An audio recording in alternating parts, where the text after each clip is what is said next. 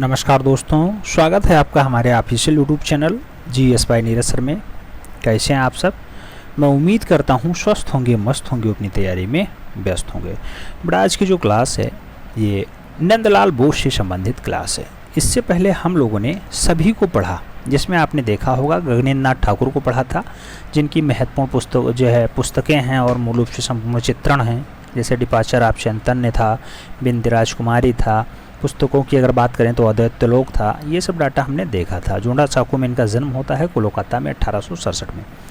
उसके साथ ही हमने रविंद्र बाबा को पढ़ा था। रविंद्र बाबू का जन्म भी मूल रूप से जोड़ा साकू कोलकाता में ही होता है। और चित्रकारी की अगर बात करते हैं तो 67 साल में इन्होंने स्टार्ट की थी। और उससे पहले तो हम लोगों ने पढ़ रखा था अवनी बाबू को। तो इन सबको हमने देखा है। अब अगला स्टेप आता है नंदलाल बसु का। नंदलाल बसु या फिर नंदलाल बोस मूल रूप से किसके शिष्य हैं? तो ये अवनी बाबू के शिष्य यानी अवनीन्द्र नाथ ठाकुर के शिष्य हैं। अवनीन्द्र नाथ ठाकुर के शिष्यों में से बहुत खास शुमार होते हैं। इनका उपनाम मास्टर मोशाय होता है और गांधी जी से इनका बहुत अच्छा संबंध भी रहता है। आइए देखते हैं हम लोग नंदलाल बसु के बारे में। नंदलाल बसु की अगर बात करें तो नंदलाल बसु का जन्म कहाँ हुआ है? तो मुंगेर जिला बिहार में होता है इनका जन्म। कब? 1882 ईस्वी को। सन भी याद रखना, जिला भी याद रखना और राज्य भी याद रखना। बिहार में जन्म होता है, कई बार पूछा गया, कई बार मुंगेर पूछा गया, कई बार सन पूछा गया। तो 1882 मुंगेर जिला बिहार में मूल रूप से इनका जन्म होता है। नंदलाल बसु के पिताजी का क्या नाम रहा है? तो ये स्थापत्य शैली के जो है अच्छे चित्रकार माने जाते हैं। और पूर्णचंद्र बसु इनके पिताजी का पूरा नाम है, पूर्णचंद्र बसु। अच्छा, नंदलाल बसु जी की माताजी का क्या नाम रहा है बेटा? तो श्रेम मणि इनकी माताजी का नाम रहा है। नंदलाल बसु वही जो मुंगेर बिहार वाले हैं। तो श्रेम मणि इनकी माताजी का नाम है, जबकि इनके पिताजी का क्या नाम है? पूर्णचंद्र बसु इनके पिताजी का नाम रहा है। आगे अगर हम लोग बात करें तो नंदलाल बसु के जीवन से, जन्म से और मूल रूप से चित्रण से क्या क्या क्वेश्चंस बन सकते हैं, उन्हें हम लोग वन लाइनर बेस में देखने का प्रयास करते हैं। कहा गया नंदलाल बसु के जन्म में कितने वर्ष के पश्चात उनके माता की मृत्यु हो गई? तो नंदलाल बसु के जन्म के 8 वर्ष बाद उनकी माताजी गौलोकवासी हो गई। माताजी कौन? श्रेम मणि जी। श्रेम मणि जी 8 साल बाद गौलोकवासी हो गई। नंदलाल बसु को उनके किस उपनाम से पुकारा जाता है? तो मास्टर मोशाय उपनाम से पुकारा जाता है। ये भी पूछा गया क्वेश्चन से। आगे कहा जाता है कि अजंता गुफा से प्रभावित होकर के नंदलाल बसु किस माध्यम में भित्ति चित्र बनाना स्टार्ट करते हैं? तो अजंता गुफा से प्रभावित होकर के मूल रूप से टेम्परा माध्यम में भित्तीय चित्रण का कार्य स्टार्ट करते हैं। कौन? नंदलाल बसु जी। वही नंदलाल बसु जो मुंगेर जिला बिहार में जन्मते हैं। कब? 1882 में। आगे कहा जाता है कि बड़ौदा के कीर्ति मंदिर में गंगा अवतरण का भित्ति चित्रण किसने बनाया? तो गंगा अवतरण का भित्ति चित्रण कहाँ पे? कीर्ति मंदिर में। कीर्ति मंदिर कहाँ पे है? बड़ौदा गुजरात में है। इसका भित्ति चित्रण नंदलाल बसु के द्वारा ही तैयार किया जाता है। और अजंता और बाघ के भित्ति चित्रों को किसने बनाया था? तो ये भी याद रखना, अजंता, बाघ और मूल रूप से इसको भी दर्शाने का प्रयास नंदलाल बसु ने बखूबी किया है। आगे अगर बात करें तो कहा जाता है कि नंदलाल बसु इटालियन पद्धति में कौन सा भित्ति चित्र बनाते हैं? तो इटालियन पद्धति में मूल रूप से कौन सा चित्रण बनाते हैं?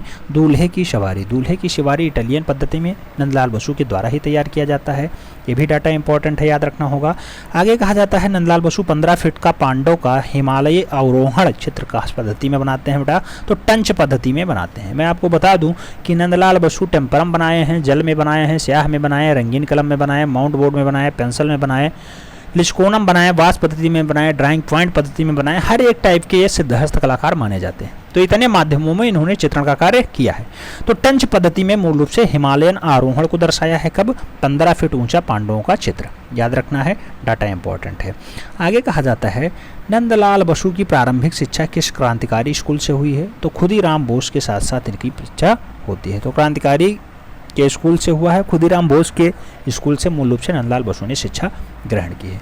नंदलाल बसु का विवाह सन 1903 ईस्वी में किस महिला से हुआ है? तो सुधीरा देवी मूल रूप से इनकी पत्नी होती हैं, सुधीरा देवी। आगे कहा जाता है 30 वर्ष की आयु में नंदलाल बसु ने कला की शिक्षा किस विद्यालय से प्राप्त की? तो बंगाल आर्ट स्कूल होता है, वहाँ से कला की शिक्षा ग्रहण करते हैं नंदलाल बसु। और इनकी पत्नी तो आप जानते ही हैं, कौन है? सुधीरा देवी हैं। सुधीरा देवी इनकी पत्नी हैं। माताजी आप जानते हैं सेम मणि थी। सेम मणि 8 वर्ष की आयु में इनकी मृत्यु हो जाती है सेम मणि जी की। पिताजी को आप जानते हैं पूर्णचंद बसु पूरा नाम है। 1882 में जन्म होता है मुंगेर जिला बिहार में। ये तो समझ में आ ही रहा है। आगे हम लोग बात करें तो कहा जाता है कि नंदलाल बसु प्रदेश के दौरान ईवी हैबले को कौन सा चित्र अपना दिखाया था। तो महाश्वेता वाला चित्र ईवी हैबले साहब को ये दिखाते हैं अपने प्रवेश के दौरान। और प्रवेश आप जानते हैं ईवी हैबले वहाँ के प्रिंसिपल होते हैं और मूल रूप से आवनी बाबू वहाँ पे वाइस प्रिंसिपल होते हैं। आगे कहा जाता है Raja Ravi Varma Michelangelo Raphael से कौन सा चित्र प्रभावित थे बेटा।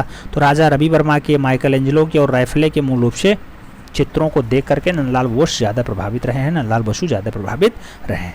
नंदलाल बसु की शिक्षा कब पूर्ण हो जाती है। तो 1917 में इनकी शिक्षा पूर्ण हो जाती है। आगे अगर बात करें तो कहा जाता है नंदलाल को विचित्रा क्लब और ओरिएंटल सोसाइटी में कौन सा पद दिया जाता है। तो वो पद होता है प्रिंसिपल का।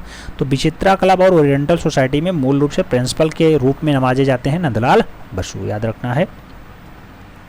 अगला महत्वपूर्ण पॉइंट आता है, कहा जाता है नंदलाल बसु रविंद्रनाथ के साथ चीन, जापान, मलाया, वर्मा का भ्रमण कब किए। तो 1924 ईस्वी में किया था। 1924 में मूल रूप से मलाया, जापान, वर्मा, चीन आदि का भ्रमण गुरुजी के साथ किया, यानी रविंद्र बाबा के साथ किया था, रविन्द्रनाथ टैगोर के साथ किया था। अगला पॉइंट आता है नंदलाल बसु कांग्रेस का पंडाल कहाँ कहाँ सजाने के लिए जाते हैं बेटा। तो ये हरिपुरा कांग्रेस का अधिवेशन में भी सजाते हैं, याद रखना है।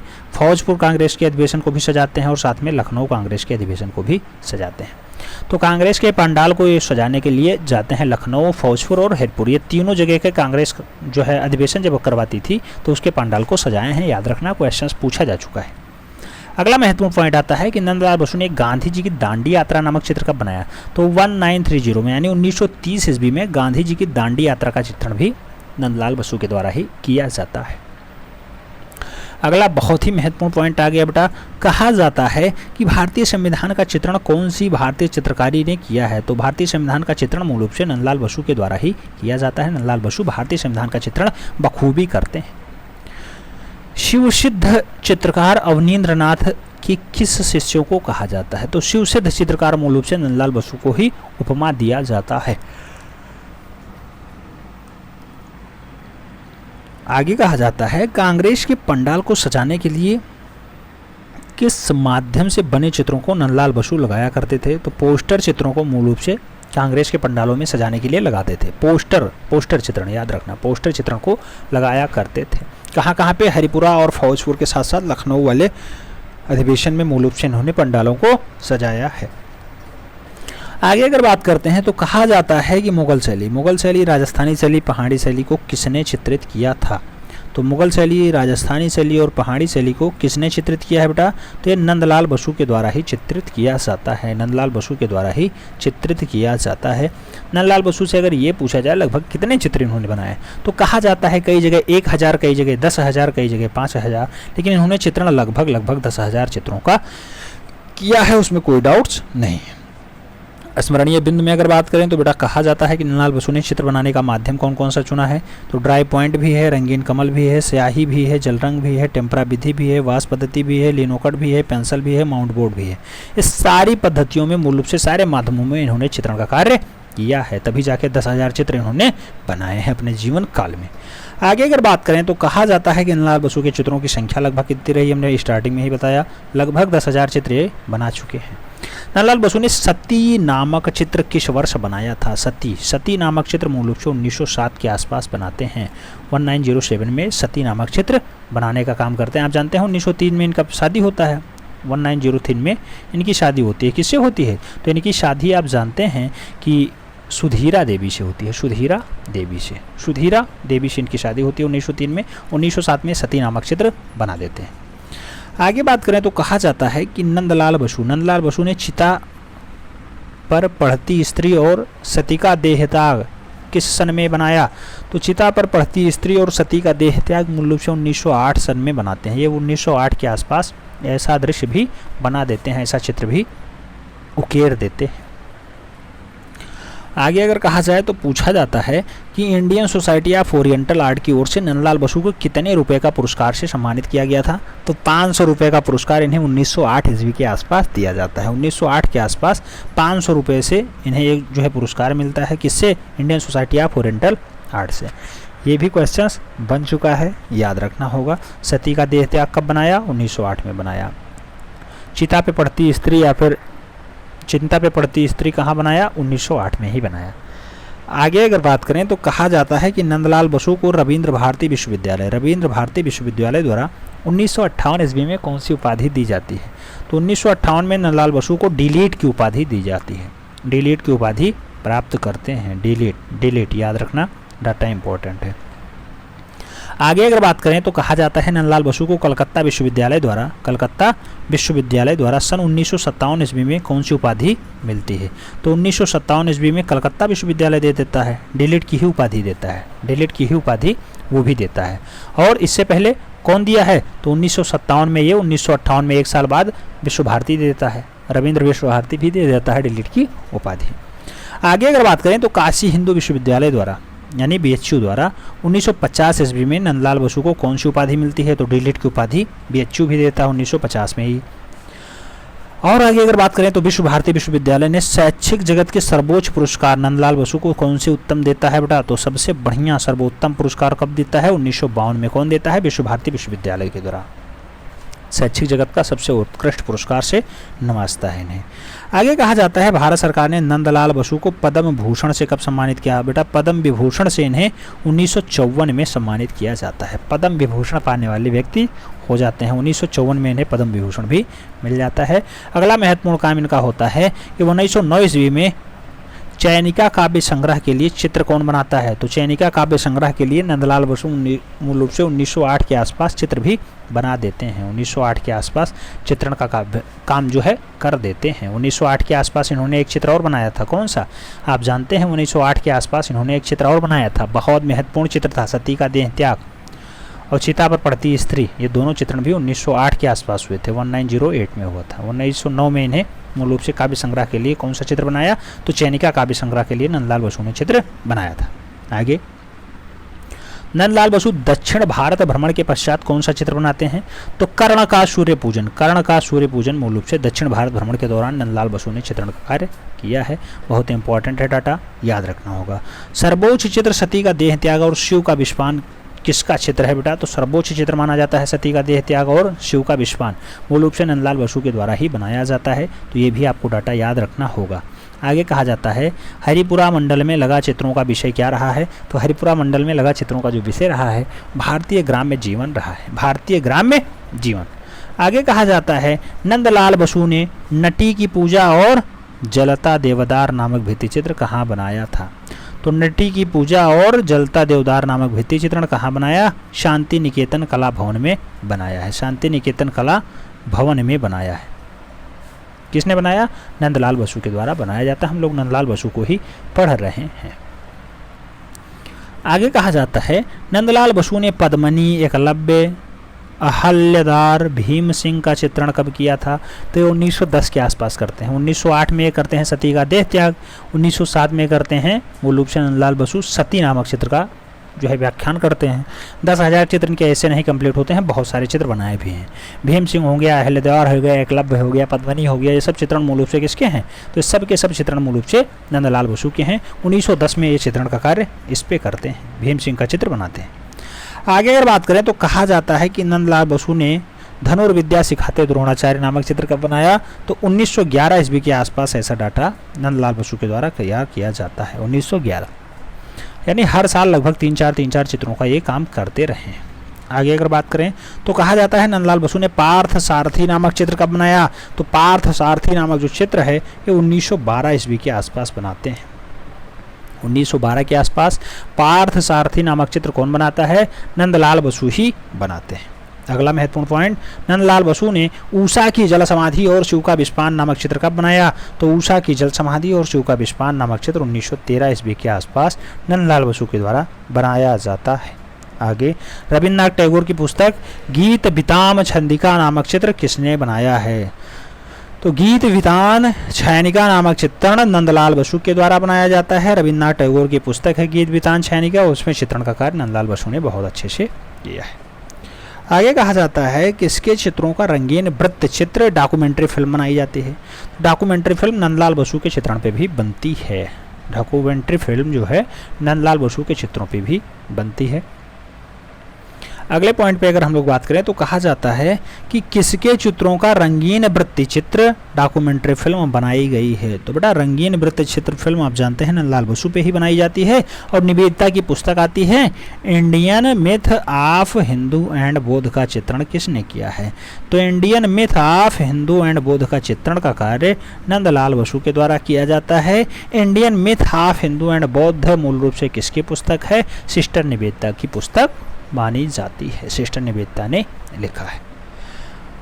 आगे myths and legends of Hindu as Buddhist नामक पुस्तक को किन दो विद्वानों ने लिखा और सज्जा किया। तो आनंद कोटिश कुमार स्वामी और नंदलाल बसु ने लिखा है और उसे सजाने का काम भी नंदलाल बसु का रहा है।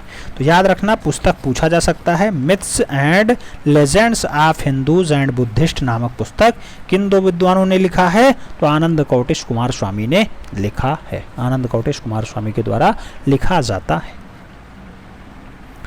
अगला पॉइंट कह रहा है किस चित्रकार की रूपावली और शिल्प नामक कथाएं हैं। तो रूपावली और शिल्प कथा मूल रूप से किसकी पुस्तक है। तो नंदलाल बसु की ही पुस्तक मानी जाती है। नंदलाल बसु की पुस्तक कौन सी है, रूपावली और शिल्प कथा। ये दोनों पुस्तकें किसकी हैं, नंदलाल बसु की पुस्तकें मानी जाती हैं। कौन भारतीय चित्रकार करु संघ की स्थापना करता है। तो करु संघ की स्थापना मूल रूप से नंदलाल बसु के द्वारा ही की जाती है। वही नंदलाल बसु बेटा जो टेम्परा माध्यम में भी चित्रण करते हैं, जल रंग में भी चित्रण करते हैं। जन्म मुंगेर बिहार में होता है, 1882 में होता है। पूर्णचंद बसु इनके पिताजी हैं। क्षेमत्री या फिर श्रेमणी मूल रूप से इनकी माताजी होती हैं। पत्नी का नाम भी हो सकता पूछ ले तो सुधीरा देवी इनकी पत्नी का नाम है। करु संघ यही एस्टेब्लिश करते हैं। आगे नंदलाल बसु के बारे में पूछा गया, ये गौलोकवासी कब होते हैं यानी मृत्यु कब प्राप्त होती है इन्हें। तो 16 अप्रैल 1966 का दिन होता है जब इन्हें अंतिम सांस लेनी पड़ती है। 10,000 प्लस चित्र बनाए हैं बेटा। कला जगत के लिए अपूर्ण क्षति होती है, लेकिन कोई क्या कर सकता है। 1954 में इन्हें सर्वोच्च पुरस्कार भारत रत्न नहीं मिला है। आप जानते हैं क्या मिला था, विभूषण मिला था। पद्म विभूषण पुरस्कार से इन्हें सम्मानित किया जा चुका है। स्मरणीय बिंदुओं की अगर बात करें तो सबसे पहले चित्र आप याद रखना, रिटर्न्स ऑफ बुद्धा, भीष्म, प्रतिज्ञा, कृष्ण और अर्जुन, शिव का विस्पान, वीणा वादनी, सब चित्रण किसके हैं, नंदलाल बसु के चित्रण हैं। उमा की तपस्या, सती का देह त्याग, चंडालिका, देवदासी जिसे कोलाज पेंटिंग में बनाया है इन्होंने, पतझड़, पतझड़ के साथ बकैया जल रंग में बनाया गया, सरस्वती टेम्परा रंग में बनाया गया, महिषासुर मर्दनी बनाया गया, सिद्ध पुरुष बनाया गया। किसके द्वारा, ये सब के सब पुस्तक मूल रूप से, ये के सब चित्र मूल रूप से नंदलाल बसु के ही हैं। नटीर पूजा, मीराबाई, बेताल, पंचविशत, ये सब के सब चित्र किसके हैं। तो ये सब के सब चित्र नंदलाल बसु के हैं। रविंद्रनाथ ठाकुर के काव्य संग्रह गीत वियतनाम के चित्रण का कार्य भी मूल रूप से नंदलाल बोस के द्वारा ही किया जाता है। कृष्ण और अर्जुन बनाए जाते हैं। वर्षा से धुला कोणार्क बनाया जाता है। तूफानी रात 1924 में बना देते हैं। कुरुक्षेत्र की अगर बात करते हैं 1925 में बनाते हैं। उत्तरा 1926 में बनाते हैं। जमुना और गंगा भी इन्हीं का चित्रण है। किसका, नंदलाल बसु जी का चित्रण है। शांति निकेतन क्षितिज चित्रण का निर्माण गुरु अवनींद्रनाथ ठाकुर मूल रूप से 1929 में बनाते हैं। कौन, नंदलाल बसु जी। बनारस का एक दृश्य पोस्टर कार्ड पे स्याही और पेन से दर्शाने का प्रयास किसने किया है, नंदलाल बसु ने किया है। शतरंज के खिलाड़ियों को किसने बनाया, शतरंज के खिलाड़ियों को 1930 में नंदलाल बसु ने बनाया है। कौरव पांडव व डांडी कोड मूल रूप से किसकी रचना है, तो कौरव पांडव डांडी कोड 1931 में बनाते हैं। कौन, नंदलाल बसु जी। सहज पथ पुस्तक के लिए चित्रांकन किसने किया है, ये भी मूल रूप से नंदलाल बसु के द्वारा किया जाता है। रात्रि की रचना हो गई 1932 में बनाते हैं। प्रकृति दृश्य में आदमी 1938 में बनाते हैं। गुरुदेव और नर्तकी मूल रूप से चित्रण किसका है, नंदलाल बसु का ही है। चीड़ का जंगल मूल रूप से किसकी रचना है, रविन्द्रनाथ टैगोर नहीं, नंदलाल बसु की ही है। अजय के करीब वन विहार मूल रूप से अजय के करीब वन विहार कौन सा है, किसका रचना है, नंदलाल बसु का है। महिषासुर मर्दनी रेखांकन है 1943 में बनाया जाता है। किसके द्वारा बनाया जाता है, नंदलाल बसु के द्वारा बनाया जाता है। मायावती आश्रम है, जल रंग है, ये सब के सब चित्रण किसके हैं, नंदलाल बसु के ही हैं। बराकर नदी 1943 में बनाया जाता है। किसके द्वारा बनाया जाता है, नंदलाल बसु के द्वारा बनाया जाता है। हजारीबाग मार्ग या फिर जलरंग मूल रूप से किसका है, तो ये भी मूल रूप से नंदलाल बसु का ही अच्छा चित्रण माना जाता है। पुष्पलीय महिला क्वेश्चंस पूछ जा चुका है बेटा, सिल्फ और टेम्परा पे बनाया गया है। पुष्पलीय महिला किसकी रचना है, नंदलाल बसु की अच्छी रचना मानी जाती है। पिछड़ा पानी की अगर बात करते हैं, जलरंग में बनाया गया 1947 में नंदलाल बसु ने बनाया है। संध्या काल हो गया, कागज पे टेम्परा में बनाया गया है। लकड़बग्घा तुलिका और स्याही से बनाया गया है। किसकी रचना है? नंदलाल बसु की रचना है। लकड़बग्घा हो गया, राजी में लालबंद, राजी में लालबंद जल रंग के द्वारा बनाया जाता है, नंदलाल बसु की रचना मानी जाती है। नदी किनारे गोपाल मृग, नदी किनारे गोपाल मृग अच्छी रचना मानी जाती है, किसकी? नंदलाल बसु की। गोलपाड़ा कोपाई, गोलपाड़ा कोपाई जल रंग में बनाया जाता है, नंदलाल बसु की अच्छी रचना मानी जाती है। कोपाई नदी की अगर बात करते हैं तो कोपाई नदी ड्राइंग पेंटिंग होती है बेटा, नंदलाल बसु के द्वारा ही बनाया जाता है। संथालों का लंबा नृत्य या फिर संथालों का लंबाई नृत्य किसकी रचना है? तो ये भी नंदलाल बसु की अच्छी रचना मानी जाती है। ढोलन चंपा की अगर बात करते हैं तो कागज पे टेम्परा का माध्यम होता है, 1952 में बनाते हैं और किसने बनाया है? नंदलाल बसु के द्वारा बनाया जाता है। 1966 में आप जानते हैं 1966 में इनका जन्म नहीं, मृत्यु होती है बेटा। 1952 में इन्होंने ढोलन चंपा को बनाया है। अंतासी पुष्प की अगर बात करते हैं, पोस्ट कार्ड पे रंगीन पेंसिल के द्वारा बनाया जाता है, नंदलाल बसु ही बनाते हैं। अरहर का पौधा अगर हो गया, ये भी मूल रूप से नंदलाल बसु के द्वारा बनाया जाता है। देवदासी कोलाज में बनाया है 1954 में। एक बछड़ा हो गया, ये भी मूल रूप से किसकी रचना है? नंदलाल बसु की है। लाल इमली, लाल इमली किसकी रचना है? ये भी नंदलाल बसु की ही रचना मानी जाती है। जबकि सिद्ध पुरुष की अगर बात करते हैं या फिर पैन की बात करें तो पैन रंगण में मूल रूप से इन्होंने बनाया है सिद्ध पुरुष को, किसने? नंदलाल बसु ने। वही नंदलाल बसु जिनका जन्म आप जानते हैं कहाँ पे होता है? तो जन्म मूल रूप से मुंगेर बिहार में होता है 1882 में और मृत्यु 16 अप्रैल 1966 को हो जाती है। माताजी का नाम है सेममणि, पिताजी का नाम है पूर्णचंद और मूल रूप से आप जानते हैं चित्रण टेम्परा, जल, स्याही, रंग, बहुत सारे अमाउंट, पेंसिल, लिकोन, वास सब में किया है इन्होंने। पत्नी का नाम आप इनके जान ही गए हैं, सुधीरा देवी होता है। तो बहुत सारे काम इन्होंने किए हैं। इनके कलागुरु कौन है? अवनींद्रनाथ ठाकुर हैं, याद रखना, इतना पर्याप्त है इनके लिए। मिलते हैं स्वर में, तब तक के लिए जय हिंद।